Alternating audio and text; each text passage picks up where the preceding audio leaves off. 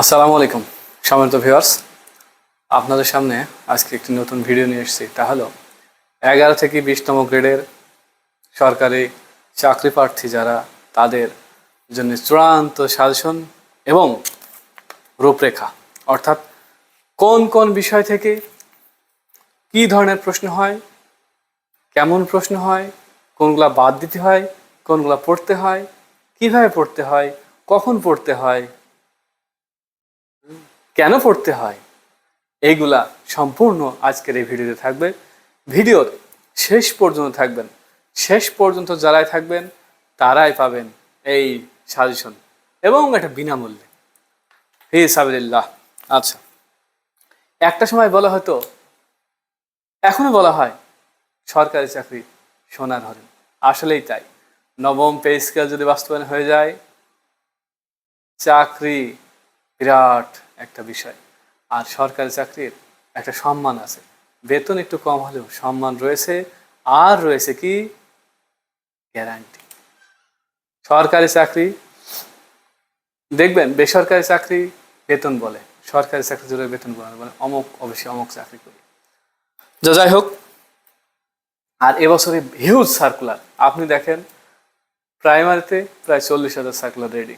হেডমাস্টারের circular তো আগেই দিয়েছে, পরীক্ষা যে কোনো সময়। হেলথে 1 লক্ষ লোক নেবে। নিবন্ধনে অর্থাৎ বেসরকারি আধা সরকারি যেটা এমপিভুক্ত মাদ্রাসা, স্কুল, কলেজ দিয়ে প্রায় 71,000 সার্কুলার আসতেছে।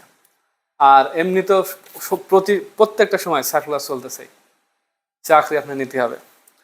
আচ্ছা, এবার আসি এই চাকরিগুলাতে।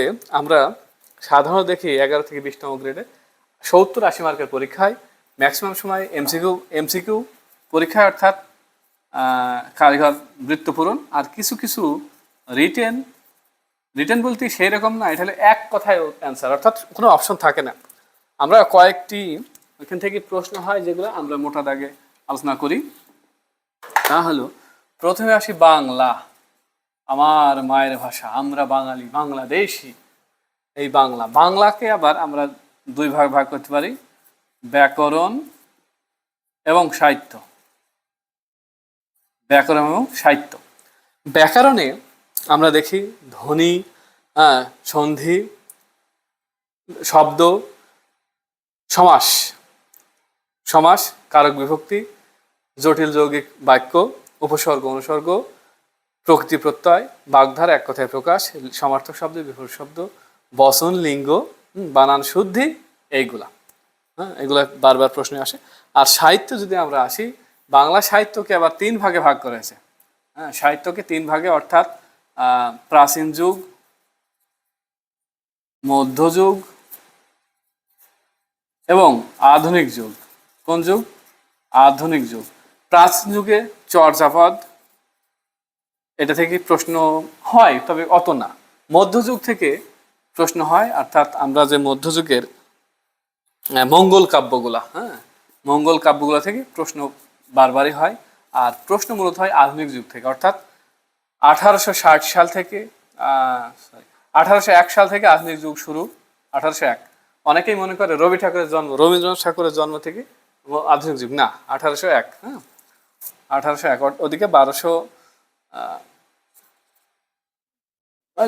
সাড়ে 1200 পর্যন্ত, কেউ কারো মতে 1200, কারো 1250 সাল পর্যন্ত প্রাচীন যুগ। আর 1250-এর পরে এটা হলো 1800 সাল পর্যন্ত মধ্যযুগ, এবং 1801 থেকে আজ পর্যন্ত হলো আধুনিক যুগ। আধুনিক যুগ থেকে বেশি প্রশ্ন হয়। পিএসসি 12 জন লেখকের একটা তালিকা আছে, 12 জন লেখক: রবীন্দ্রনাথ ঠাকুর, কবি নজরুল ইসলাম, মাইকেল মধুসূদন দত্ত, বঙ্কিমচন্দ্র চট্টোপাধ্যায়, শরৎচন্দ্র চট্টোপাধ্যায়, আমাদের সুফিয়া কামাল থেকে শুরু করে জসিমউদ্দিন, জীবনানন্দ দাশ, এদের থেকে প্রশ্ন অবশ্যই হয়। পত্রিকা, পুরস্কার, ছদ্মনাম, এখান থেকে প্রশ্ন হয়ে থাকে। আচ্ছা, এবার আসি ইংরেজি আন্তর্জাতিক একটি ভাষা। কি ভাষা? English is an international language. কি বলা হয়? English is an international language. এই ইংরেজিতে